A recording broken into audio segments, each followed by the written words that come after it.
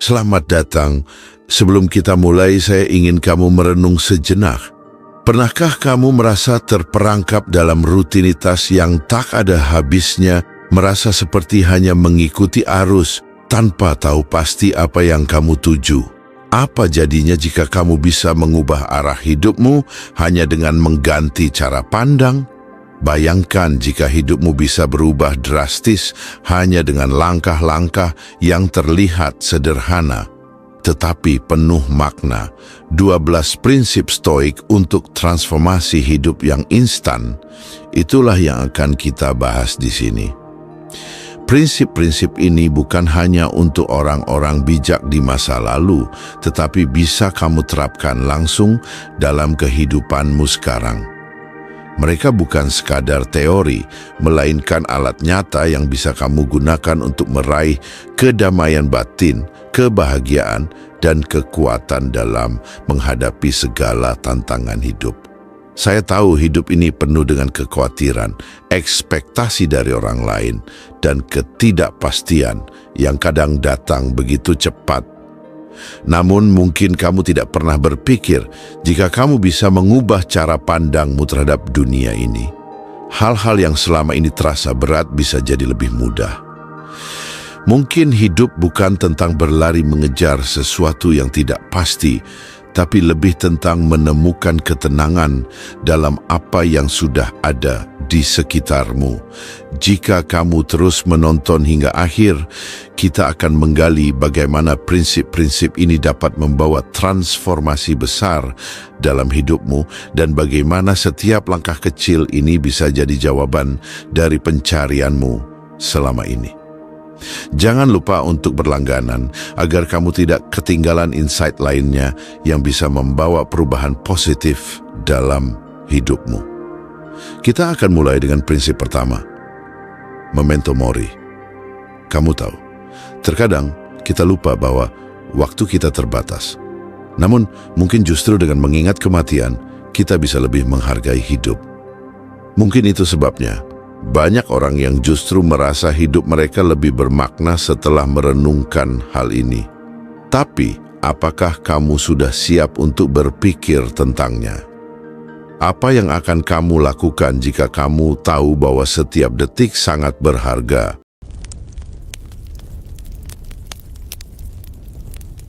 Poin pertama, memento mori. Ingat bahwa kamu akan mati. Pernahkah kamu berpikir tentang kematian? Tidak, bukan sekadar menghindari pemikiran itu, tetapi benar-benar merenungkan kefanaan kita. Memento mori, ingatlah bahwa kamu akan mati. Bukan hanya sebuah ajakan, melainkan peringatan yang memotivasi kita untuk hidup lebih bermakna. Mari kita berhenti sejenak. Kamu bisa merasa cemas atau bahkan tidak nyaman dengan topik ini, tapi tahukah kamu? Kematian, meskipun terdengar menakutkan, justru dapat memberi kita kekuatan untuk menjalani hidup dengan cara yang lebih bijaksana dan penuh tujuan. Bayangkan sejenak, jika kita tahu hari kita akan tiba, bagaimana mungkin kita akan membuang-buang waktu pada hal-hal yang tidak penting? Marcus Aurelius menulis dalam Meditations, kamu bisa meninggalkan hidup sekarang. Biarkan itu menentukan apa yang kamu lakukan, katakan, dan pikirkan. Ini adalah panggilan untuk hidup dengan penuh integritas, karena kita tidak pernah tahu kapan semuanya akan berakhir. Ketika kita merenungkan kematian, otak kita merespons dengan cara yang kompleks. Bagian-bagian otak yang mengendalikan emosi dan pengambilan keputusan mulai aktif. Tentu, ini bisa meningkatkan kecemasan, tapi ada hal menarik yang terjadi juga. Terror management theory menunjukkan bahwa dengan menghadapi kematian, kita cenderung lebih fokus pada tujuan hidup kita, mengejar hal-hal yang benar-benar berarti. Kita mulai berpikir, apa yang akan saya tinggalkan setelah saya pergi? Dan dari sana muncul keinginan untuk berbuat lebih baik, lebih bermakna. Mungkin kamu merasa ragu dan berpikir, tapi saya masih muda, kenapa harus memikirkan itu sekarang? Ini adalah pertanyaan yang sah dan benar-benar normal untuk berpikir begitu. Namun mengingat bahwa hidup itu tidak selamanya, bahwa waktu kita terbatas, membuat kita lebih menghargai setiap detiknya. Kita mulai menghargai hubungan, momen kecil, dan bahkan perjuangan yang tampaknya sepele.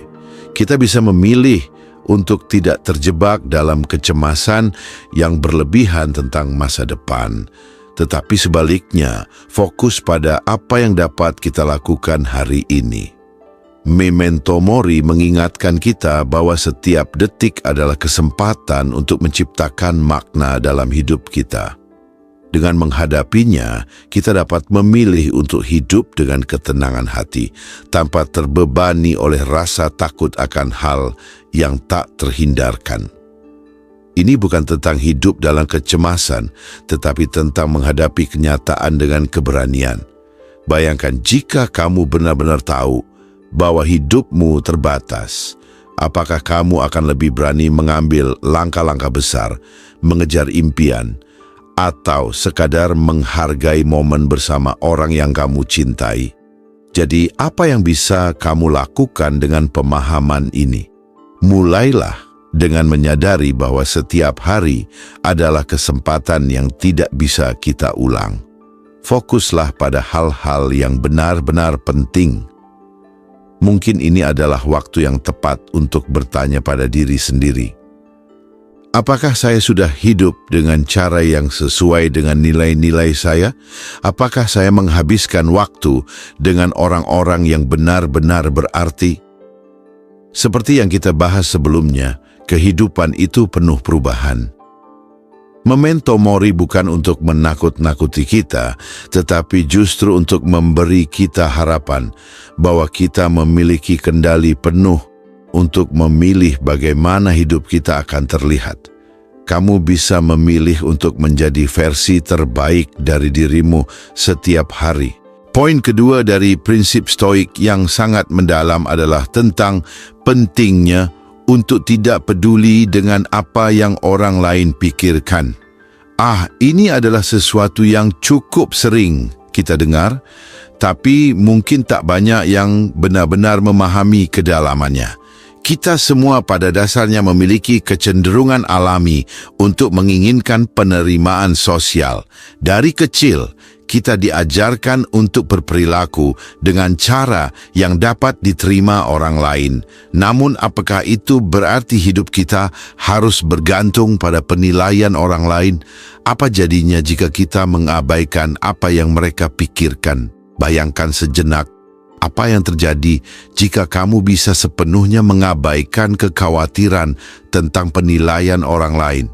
Tidak takut dicemooh, tidak khawatir dianggap aneh, atau bahkan merasa tak cukup baik. Bukankah hidupmu akan terasa lebih ringan? Tentu, ini bukan berarti kita tidak perlu berempati atau mengikuti aturan sosial yang ada. Namun, kita seringkali terjebak dalam permainan yang lebih besar dari itu, di mana kita berusaha mendapatkan persetujuan orang lain untuk merasa cukup atau bernilai. Itu adalah perangkap yang tidak pernah akan membawa kita pada kedamaian batin yang sejati. Apa yang menarik jika kita melangkah mundur dan berpikir lebih dalam, jika kita benar-benar memikirkan dari mana ketakutan akan penilaian ini berasal, kita akan menyadari bahwa kecemasan ini berakar pada kebutuhan mendalam untuk diterima oleh kelompok atau komunitas. Sejak zaman purba, ketergantungan pada kelompok adalah kunci kelangsungan hidup. Penolakan sosial bisa memicu rasa takut yang sangat kuat di dalam diri kita. Namun, itu adalah mekanisme psikologis yang meskipun dulunya penting untuk kelangsungan hidup, kini menjadi halangan dalam dunia modern kita yang jauh lebih kompleks. Ketakutan ini seringkali membuat kita mengejar validasi dari orang lain. hingga akhirnya kita menjadi budak dari opini orang, bukannya pengendali hidup kita sendiri. Seiring berjalannya waktu, orang yang berfokus pada penilaian eksternal seringkali merasa semakin terisolasi dan kebahagiaan mereka bergantung pada seberapa banyak orang yang setuju dengan keputusan atau penampilan mereka. Nah, ini adalah pola yang bisa kita pilih untuk patahkan. Cobalah pikirkan bagaimana jika kamu bisa mengarahkan perhatianmu lebih pada apa yang benar-benar kamu inginkan dalam hidup daripada apa yang dipikirkan orang lain. Bayangkan kamu bisa mengendalikan jalan hidupmu berdasarkan nilai-nilai pribadimu, bukan berdasarkan umpan balik dari dunia luar.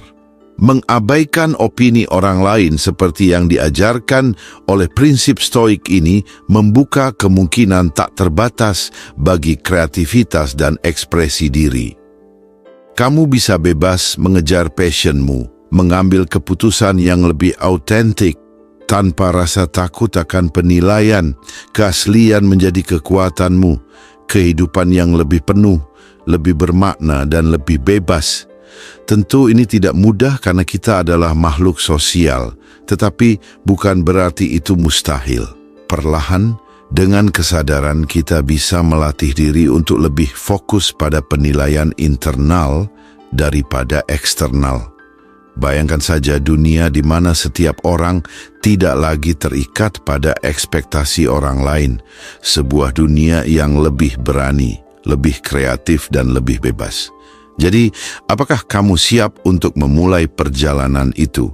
Siap untuk hidup lebih autentik dan mengejar apa yang benar-benar penting bagimu, bukan apa yang orang lain inginkan darimu. Seperti yang kita bahas sebelumnya, tetaplah realistis. Kebahagiaan sejati datang dari dalam, bukan dari apa yang dilihat orang lain. Jangan biarkan opini mereka menentukan siapa kamu. Sekarang mari kita bicara tentang perubahan. Ya, perubahan. Hal yang seringkali membuat kita merasa cemas dan takut. Seperti yang telah kita bahas sebelumnya, tidak peduli dengan apa yang orang lain pikirkan, kamu harus berani menjadi dirimu sendiri. Nah, bagaimana dengan perubahan dalam hidupmu? Apakah kamu siap untuk menerima perubahan yang datang? Atau apakah kamu malah berusaha untuk menghindarinya? Perubahan sebenarnya adalah satu-satunya hal yang pasti dalam hidup ini.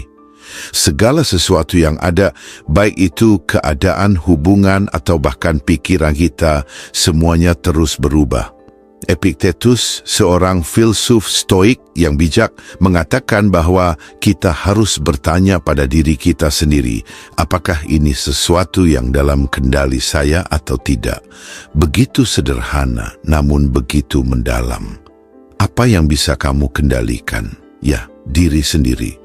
Semua hal lainnya terkadang tidak, tapi tentu saja itu tidak berarti kita harus menjadi pasif terhadap segala perubahan yang datang. Sebaliknya, menerima perubahan adalah langkah pertama menuju ketenangan batin.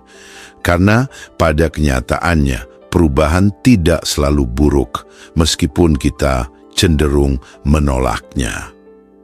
Otak manusia, seperti yang sudah kita bahas sebelumnya, lebih suka kenyamanan dan kepastian.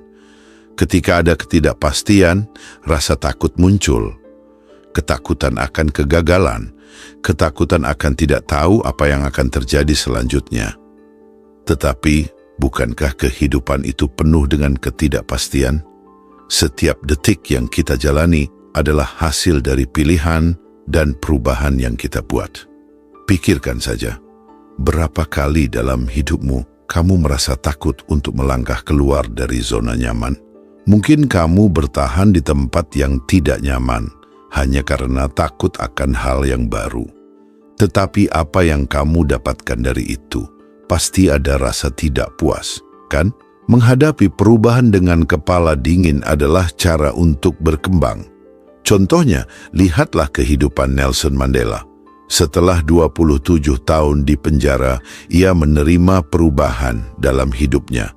Ia tidak membiarkan rasa dendam dan ketidakadilan menguasai dirinya.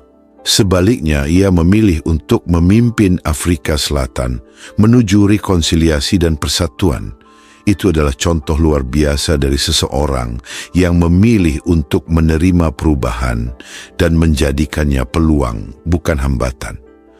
Penerimaan terhadap perubahan memberi kita kebebasan. Kebebasan untuk tidak terikat pada masa lalu. Kebebasan untuk melepaskan apa yang tidak dapat kita kendalikan. Dan kebebasan untuk melihat dunia dengan cara yang baru.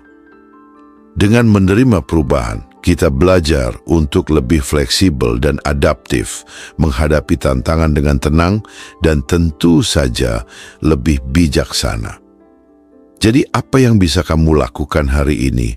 Mungkin ada sesuatu dalam hidupmu yang perlu kamu terima. Sesuatu yang sebelumnya kamu tolak, mungkin itu adalah perubahan yang paling baik untukmu. Ingat seperti yang kita bahas sebelumnya, jangan terjebak dalam merasa takut akan perubahan. Justru, beranilah untuk melihatnya sebagai kesempatan untuk menjadi lebih baik. Apa yang akan terjadi jika kamu memulai perubahan itu sekarang? Jangan takut, karena setiap langkah kecil menuju perubahan adalah kemenangan. Seperti yang kita bahas sebelumnya, menerima perubahan adalah kunci untuk membuka pintu-pintu baru dalam hidup. Tapi, bagaimana jika setelah perubahan itu datang, kita dihadapkan pada hambatan-hambatan besar yang tampaknya menghalangi langkah kita? Apa yang seharusnya kita lakukan? Nah, ini adalah tempat di mana prinsip stoik lainnya berperan, melihat hambatan sebagai peluang. Kamu tahu, kadang hidup itu seperti jalan yang penuh batu. Dan mungkin ada kalanya kamu merasa seperti tertabrak batu besar yang menghalangi jalan. Tentu rasanya tidak nyaman.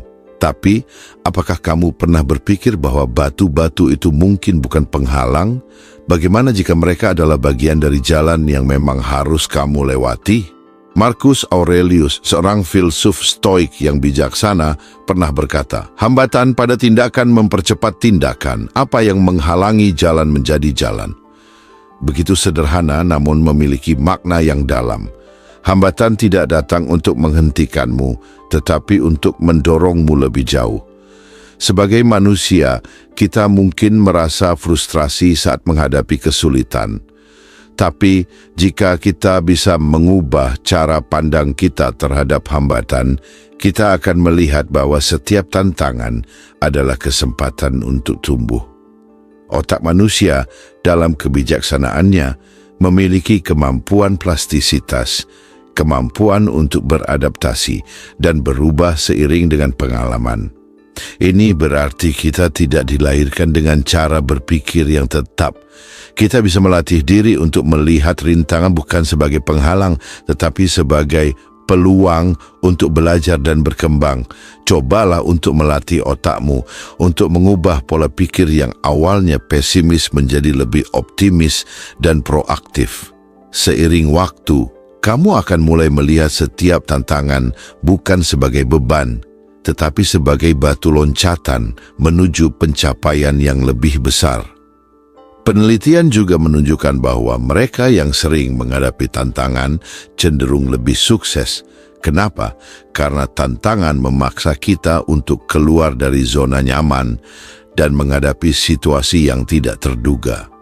Setiap hambatan memberikan kesempatan untuk mengasah keterampilan baru, memperbaiki ketahanan mental, dan meningkatkan kepercayaan diri. Bahkan dalam situasi yang penuh tekanan, seperti stres, tubuh kita memproduksi hormon seperti kortisol dan adrenalin. Seringkali kita merasakannya sebagai sesuatu yang negatif. Namun, jika kita dapat mengubah cara kita melihatnya, stres bisa menjadi bahan bakar untuk meraih tujuan yang lebih besar dengan pendekatan yang tepat seperti mindfulness atau reframing. Kita bisa melihat stres bukan sebagai ancaman, tetapi sebagai energi yang diperlukan untuk maju. Bayangkan bagaimana rasanya jika setiap kali ada hambatan, kamu melihatnya sebagai kesempatan untuk menjadi lebih kuat. Cobalah berpikir, apa yang bisa kamu pelajari dari hambatan yang kamu hadapi sekarang? Apa yang dapat kamu lakukan untuk mengubahnya menjadi keuntungan? Melihat hambatan sebagai peluang membuka banyak kemungkinan baru.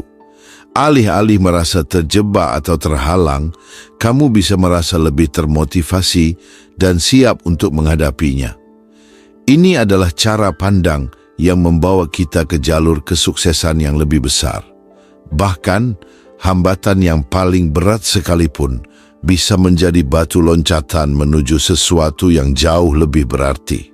Seperti yang kita bahas sebelumnya, setiap perubahan, setiap rintangan adalah bagian dari perjalanan hidup. Jangan biarkan hambatan membuatmu mundur. Justru, hadapilah dengan keberanian dan keyakinan karena setiap hambatan adalah peluang yang menunggu untuk dijelajahi. Jadi mari kita mulai melihat hidup dengan cara yang berbeda, bahwa setiap masalah adalah tantangan yang siap untuk diatasi dan setiap hambatan adalah kesempatan untuk tumbuh. Seperti yang kita bahas sebelumnya, hidup adalah perjalanan yang penuh dengan tantangan. Hambatan datang silih berganti dan terkadang dunia terasa seperti tempat yang kejam. Tapi pertanyaannya, apakah kita harus selalu tunduk pada perasaan kita? Apakah kita harus terombang-ambing oleh emosi yang tidak stabil? Atau apakah ada cara untuk tetap berdiri teguh, tidak peduli seberapa keras badai yang menerpa? Pertama, kita perlu memahami bahwa stoikisme bukan tentang menekan emosi, melainkan mengendalikannya. Ada perbedaan besar di sana. Menekan emosi berarti mengabaikannya, berpura-pura tidak ada masalah, atau bahkan menyangkal perasaan yang muncul. Tapi itu bukan solusi. Faktanya, penelitian menunjukkan bahwa menekan emosi justru dapat menyebabkan tekanan psikologis yang lebih besar, meningkatkan risiko kecemasan, dan bahkan berdampak buruk pada kesehatan fisik. Sebaliknya, stoikisme mengajarkan kita untuk mengenali emosi, memahami dari mana asalnya, lalu meresponsnya dengan kebijaksanaan.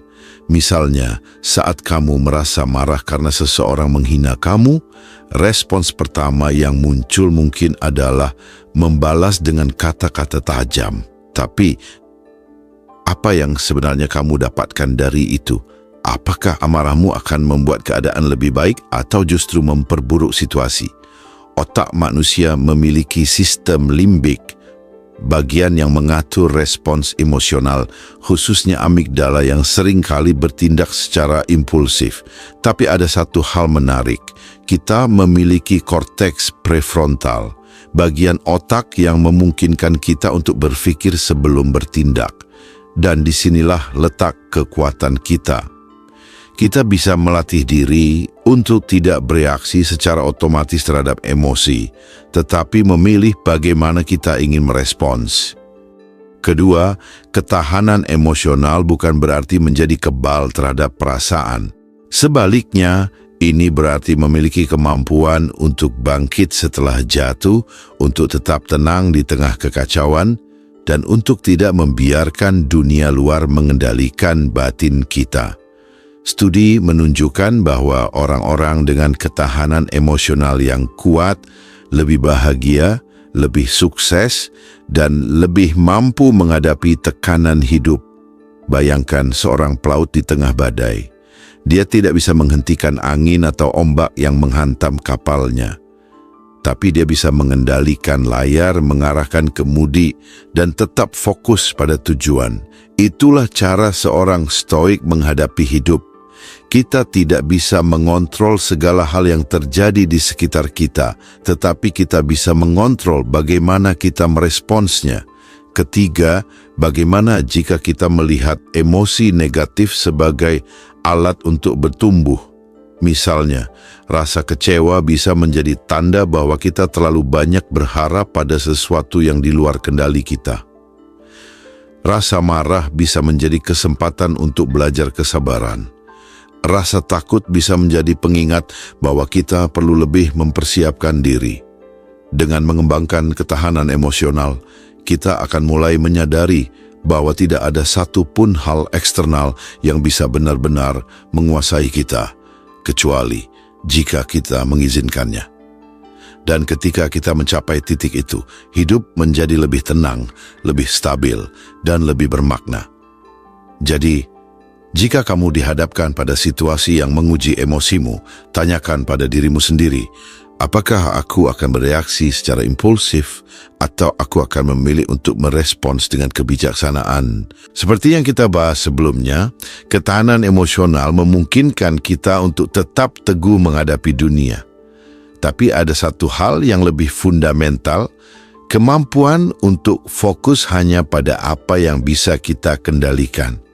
Pertama, mari kita perjelas satu hal. Ada dua jenis hal dalam hidup. Yang bisa kita kendalikan dan yang tidak bisa, itu saja.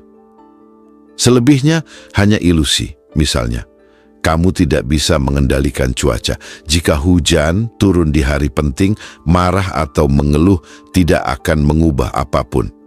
Tapi kamu bisa mengendalikan reaksimu, membawa payung, mencari solusi, atau bahkan menikmatinya. Masalahnya, banyak orang menghabiskan hidup mereka berusaha mengendalikan hal-hal yang jelas-jelas di luar jangkauan mereka. Orang lain, opini mereka, keberuntungan, masa lalu, atau masa depan yang bahkan belum terjadi. Ini seperti mencoba menghentikan ombak dengan tangan kosong, lelah, frustasi, dan sia-sia. Kedua, otak kita dirancang untuk merasa cemas ketika menghadapi ketidakpastian. Studi menunjukkan bahwa ketika kita mencoba mengendalikan sesuatu yang sebenarnya tidak bisa kita ubah, kortisol, hormon stres meningkat. Pikiran kita sibuk memikirkan kemungkinan terburuk, menciptakan ketakutan yang sebetulnya belum tentu terjadi. Sebaliknya, ketika kita menerima keterbatasan kendali kita, sesuatu yang menarik terjadi. Pikiran menjadi lebih ringan, stres berkurang. Kita mulai melihat hidup dari perspektif yang lebih jernih. Dan yang lebih penting, kita jadi bisa mengarahkan energi kita pada sesuatu yang benar-benar bisa kita lakukan. Ketiga, bagaimana kalau kita mulai bertanya, apa saja yang sebenarnya bisa aku kendalikan? Sikap kita, cara kita merespons situasi, usaha yang kita lakukan setiap hari, ya, itu semua ada dalam kendali kita. Bayangkan seorang pemanah. Dia bisa menguasai tekniknya, mengarahkan busurnya dengan sempurna, dan menembakkan anak panahnya dengan sebaik mungkin. Tapi begitu panah itu melesat, ada angin, gravitasi, dan berbagai faktor lain yang tidak bisa dia kendalikan. Seorang stoik akan berkata, lakukan yang terbaik lalu lepaskan. Jadi mulai sekarang, apakah kamu masih ingin membuang energi pada hal-hal yang tidak bisa kamu ubah? Ataupun apakah kamu siap untuk fokus hanya pada hal yang benar-benar bisa kamu kendalikan? Seperti yang kita bahas sebelumnya, mengendalikan fokus adalah kunci ketenangan. Tapi ada satu hal yang lebih dalam, hidup di momen saat ini. Pertama, pikirkan ini. Kapan terakhir kali kamu benar-benar menikmati sesuatu tanpa memikirkan hal lain? Minum secangkir kopi tanpa mengecek ponsel, berjalan tanpa terburu-buru, mengobrol tanpa memikirkan balasan yang sempurna. Kebanyakan orang hidup seperti itu, selalu setengah hadir. Otak kita memang punya kebiasaan buruk, ia suka mengembara. Sebuah studi menunjukkan bahwa manusia menghabiskan hampir 47% waktunya memikirkan sesuatu di luar apa yang sedang mereka lakukan. Kadang tentang masa lalu yang tidak bisa diubah, kadang tentang masa depan yang belum tentu terjadi. Hasilnya, kecemasan, penyesalan, dan tekanan yang sebetulnya tidak perlu. Kedua, Marcus Aurelius pernah menulis, jangan membuang waktu dengan memikirkan apa yang harus dilakukan ketika hidup sudah berakhir. Setiap saat yang telah berlalu sudah cukup berharga. Ini bukan sekadar kata-kata. Ini pengingat bahwa satu-satunya waktu yang benar-benar kita miliki adalah sekarang. Masa lalu sudah lewat. Masa depan masih misteri. Tapi saat ini nyata. Pernahkah kamu memperhatikan anak kecil bermain? Mereka sepenuhnya tenggelam dalam momen. Tidak ada kekhawatiran tentang kemarin atau besok. Mereka hanya ada di sini dan sekarang. Lalu, kapan terakhir kali kamu seperti itu? Ketiga, manfaatnya jelas. Hidup di saat ini membuat kita lebih tenang, lebih fokus, dan lebih bahagia. Mindfulness, praktik yang juga diajarkan dalam stoikisme, terbukti secara ilmiah dapat mengurangi stres, kecemasan, dan meningkatkan kesejahteraan emosional. Tapi bagaimana jika ada sesuatu yang buruk terjadi? Apakah kita harus berpura-pura semuanya baik-baik saja? Tidak. Justru dengan hadir sepenuhnya, kita bisa menghadapi hidup dengan lebih kuat. Ketika kita benar-benar menyadari apa yang terjadi, kita bisa merespons dengan lebih bijak, bukan hanya bereaksi secara impulsif. Jadi, apakah kamu masih ingin hidup dalam bayangan masa lalu dan kecemasan masa depan? Atau, apakah kamu siap untuk benar-benar hadir, menikmati setiap momen, dan merasakan hidup sepenuhnya? Seperti yang kita bahas sebelumnya, hidup di momen saat ini bisa membawa ketenangan, tapi ada satu kebiasaan yang bisa membuatnya lebih kuat, bersyukur. Pertama, coba pikirkan ini. Berapa kali dalam sehari kamu benar-benar menyadari hal-hal baik yang kamu miliki? Atau, apakah kamu lebih sering memperhatikan apa yang kurang? Kita hidup dalam dunia yang selalu mendorong kita untuk mengejar lebih banyak, lebih kaya, lebih sukses, lebih sempurna. Tapi masalahnya, semakin kita mengejar, semakin kita merasa kekurangan. Seneca pernah berkata, apabila Anda merasa belum puas dengan apa yang Anda miliki sekarang, maka Anda tidak akan merasa puas walaupun dunia seluruhnya menjadi milik Anda. Ini bukan hanya sekadar kata-kata, ini adalah realitas psikologis. Otak kita secara alami lebih fokus pada ancaman dan kekurangan, sebuah mekanisme bertahan hidup yang disebut negativity bias. Itulah sebabnya kita lebih mudah mengingat kesalahan kecil daripada pencapaian besar. Kedua, secara ilmiah, bersyukur bukan sekadar perasaan. Ini adalah latihan mental yang mengubah otak kita. Studi menunjukkan bahwa rasa syukur dapat meningkatkan aktivitas di korteks prefrontal medial, area yang terkait dengan pemrosesan emosi positif. Bahkan, hormon stres seperti kortisol bisa berkurang dan ini membantu kita mengelola tekanan hidup dengan lebih baik. Tapi, bagaimana jika hidupmu saat ini terasa sulit? Bagaimana kalau kamu sedang melalui masa-masa berat? Inilah bagian menariknya. Bersyukur bukan berarti mengabaikan kesulitan. Justru, itu adalah cara untuk menemukan kekuatan di tengah keterbatasan. Ketiga, bayangkan kamu sedang duduk di kafe, menikmati secangkir kopi. Lalu, seorang anak kecil datang dan bertanya polos, "Kenapa kamu nggak senyum? Kopinya kan enak." Jawabanmu apa? Kadang kita lupa bahwa hal-hal kecil seperti udara segar, tubuh yang sehat, atau bahkan kesempatan untuk mencoba lagi, semuanya adalah berkah. Jadi, apakah rasa syukur bisa mengubah hidupmu dalam sekejap? Jawabannya, bisa. Penelitian menunjukkan bahwa orang yang melatih rasa syukur secara rutin mengalami peningkatan kebahagiaan dan penurunan gejala depresi. Bahkan, kebersyukuran bisa berkontribusi 36% terhadap kesehatan mental. Jadi sekarang pilihan ada padamu. Apakah kamu ingin terus mencari sesuatu yang lebih atau mulai melihat bahwa banyak hal baik sudah ada di sekitarmu? Seperti yang kita bahas sebelumnya, rasa syukur bisa mengubah cara pandang kita terhadap hidup. Tapi ada satu hal lagi yang menentukan apakah perubahan itu bertahan atau hanya sekadar euforia sesaat, disiplin diri.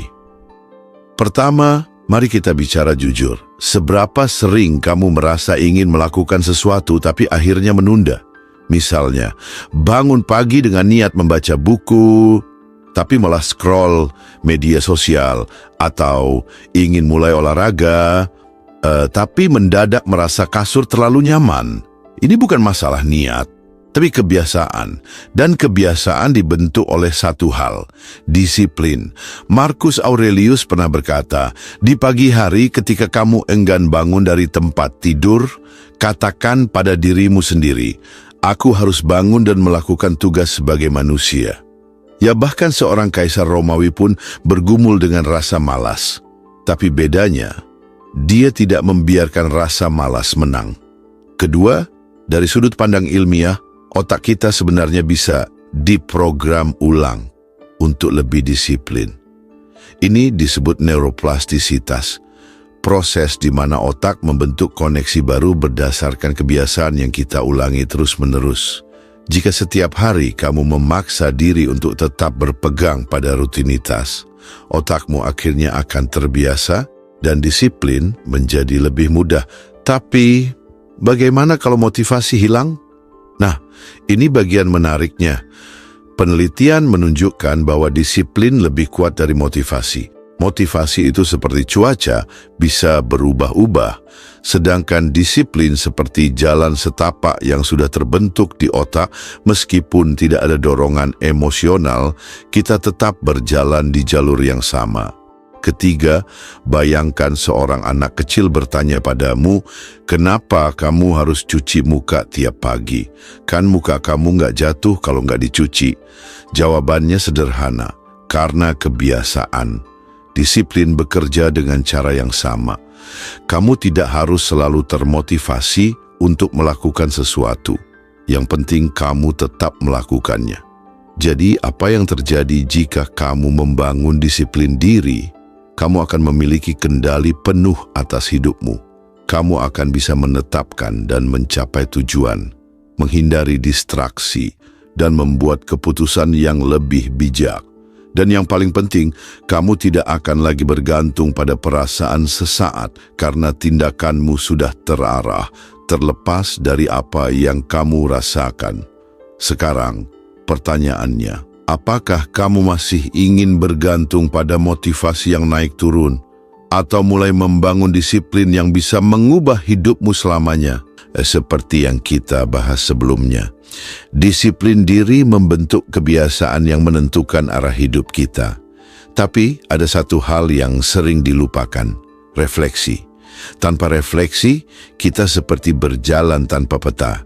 Mungkin kita merasa sibuk, produktif, tapi apakah kita benar-benar bergerak ke arah yang kita inginkan?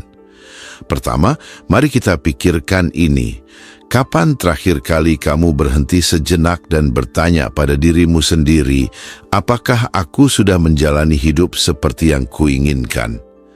Bukan hanya soal target atau pencapaian, tapi juga tentang apakah cara kita menjalani hari sudah selaras dengan nilai-nilai yang kita yakini. Marcus Aurelius, kaisar Romawi, yang juga seorang filsuf stoik, menulis jurnal setiap hari. Bukan untuk pamer atau mencari validasi, tapi untuk mengoreksi dirinya sendiri.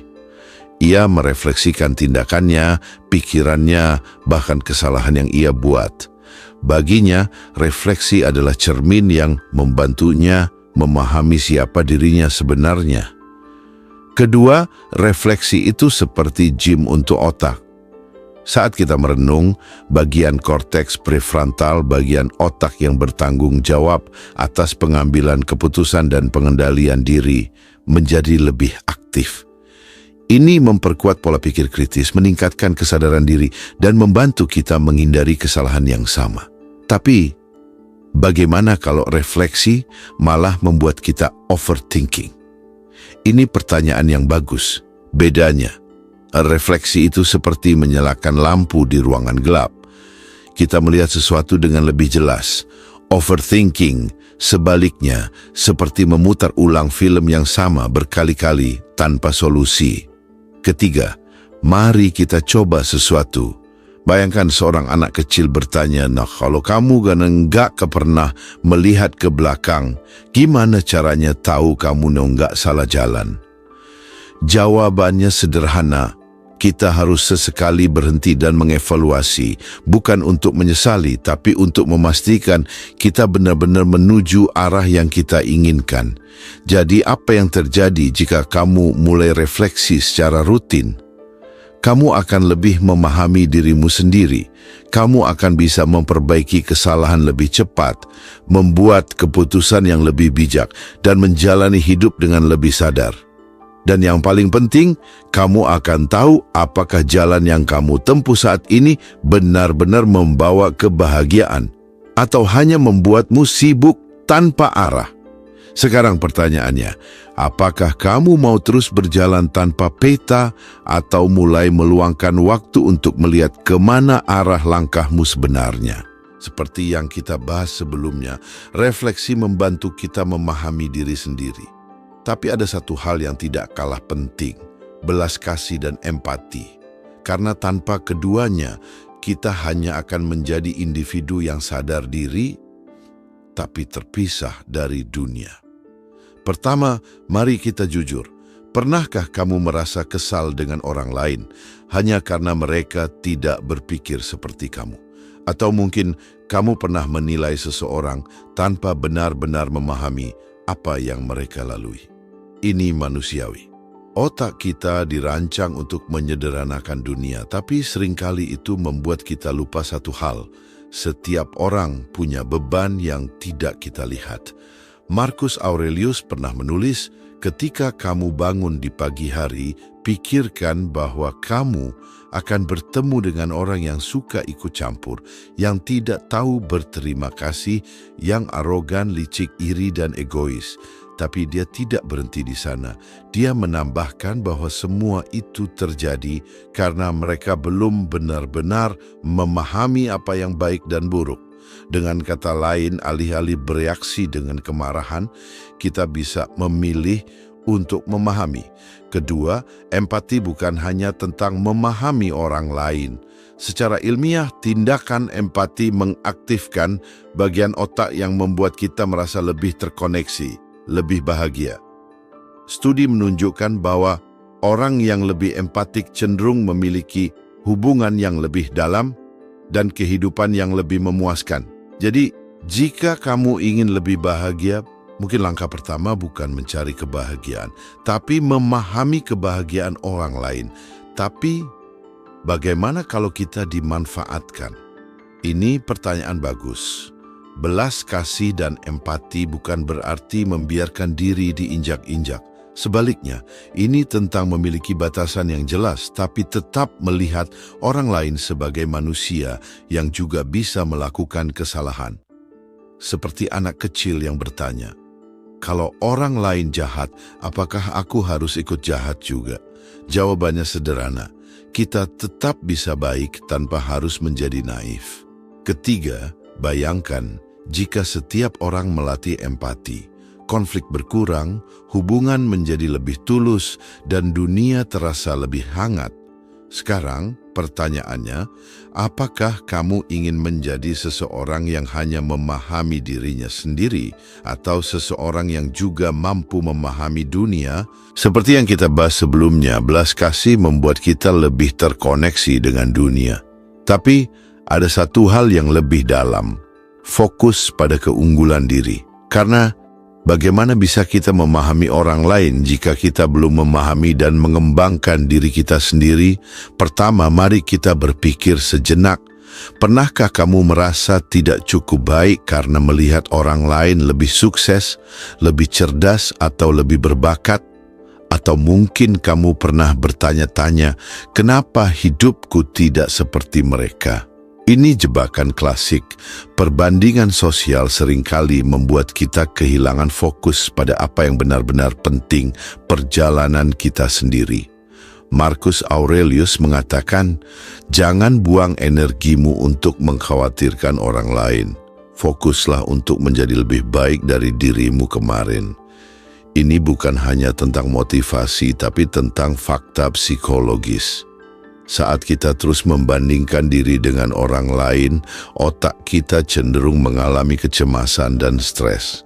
Tapi saat kita fokus pada diri sendiri, pada pertumbuhan dan keunggulan pribadi, kepercayaan diri dan kesejahteraan mental kita meningkat. Kedua, apa sebenarnya keunggulan diri?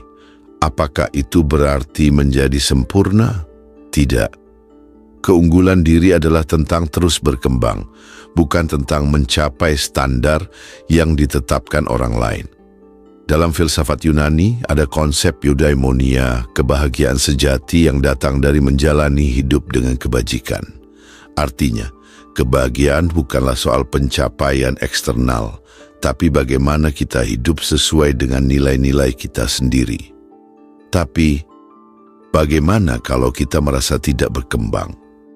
Ini pertanyaan yang bagus. Kadang, kita terlalu sibuk melihat keluar hingga lupa melihat ke dalam. Bayangkan ada seorang anak kecil yang bertanya, "Kalau aku tidak sebaik mereka, apakah aku gagal?" Jawabannya sederhana, kamu tidak perlu menjadi lebih baik dari orang lain. Kamu hanya perlu menjadi lebih baik dari dirimu yang kemarin. Ketiga, apa yang terjadi jika kita benar-benar fokus pada keunggulan diri? Kemungkinan besar, hidup kita akan terasa lebih tenang. Kita akan lebih menikmati proses, lebih sedikit merasa tertekan, dan lebih banyak mengalami kebahagiaan sejati. Sekarang, pertanyaannya, apakah kamu masih ingin menghabiskan waktu membandingkan dirimu dengan orang lain, atau mulai berjalan di jalurmu sendiri? Kesimpulan dari pembahasan ini, pertama, mari kita lihat ke belakang sejenak. 12 prinsip ini bukan sekadar teori, bukan sekadar kata-kata indah yang enak didengar. Ini adalah peta jalan menuju transformasi diri. Dari mengingat kematian sampai fokus pada keunggulan diri, semua ini membentuk satu pola yang jelas. Hidup yang lebih bermakna dimulai dari dalam diri kita sendiri.